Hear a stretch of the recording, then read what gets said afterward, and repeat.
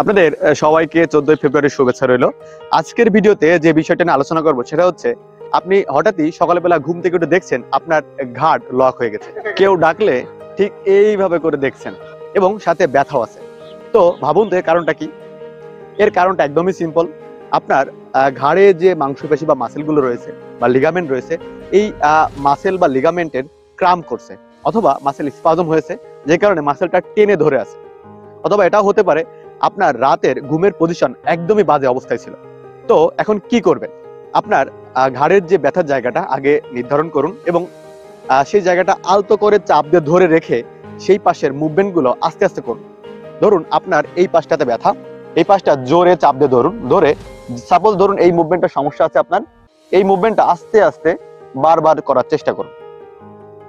তারপরে উষ্ণ গরম পানিতে তোয়ালে বা কাপড় ভিজিয়ে 10 থেকে 15 মিনিট মতো রেখে এটা দিনে 4 থেকে 5 বার ব্যবহার করুন। যদি ব্যথাটা না কমে তাহলে অবশ্যই একজন বিশেষজ্ঞ ফিজিওথেরাপি চিকিৎসকের পরামর্শ নেবেন এবং সেই অনুযায়ী চিকিৎসা গ্রহণ করবেন।